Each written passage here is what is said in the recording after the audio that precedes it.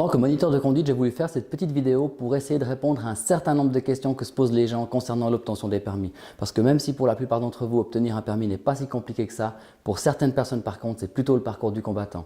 Les quelques conseils et explications que je vais vous donner seront non seulement utiles pour les apprenants eux-mêmes, mais aussi pour leurs parents qui les accompagnent. Alors je crois qu'il y a pas mal d'idées préconçues et pas mal d'a priori concernant l'apprentissage de la conduite, et surtout des heures d'auto-école nécessaires ou pas. On se pose aussi pas mal de questions sur les moniteurs et leurs compétences, ou encore sur l'examen pratique et les experts qui les conduisent. Ces experts qui chercheraient même à nuire à l'obtention de votre permis.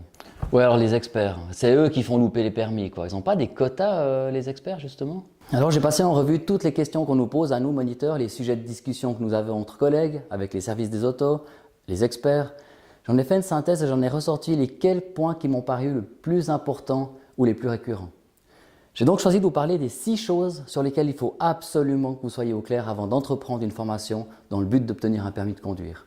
Et vous verrez que ces points sont tous étroitement liés les uns aux autres. Alors les 6 points sont donc les suivants. En premier, j'aimerais vous parler du moniteur de conduite. En deuxième partie, j'aimerais vous parler des objectifs d'apprentissage. En troisième point, j'aimerais vous parler des heures à faire avec un moniteur. Et puis, en quatrième point, les parcours d'examen.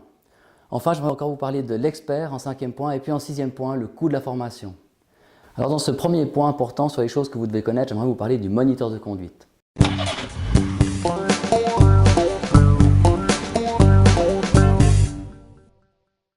Je ne pense pas qu'il y ait de mauvais moniteurs. Et puis la première chose essentielle à mon avis, c'est de bien s'entendre avec.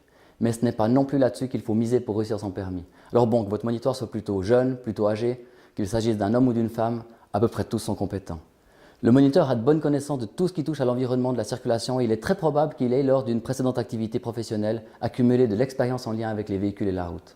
Pour devenir moniteur de conduite certifié et reconnu, votre moniteur a dû suivre une formation sur presque 3 ans qui aborde les thèmes de la pédagogie, de la psychologie, de la législation, de la physique, mais aussi des problèmes qu'engendre la circulation et la manière dont on peut y sensibiliser les futurs conducteurs.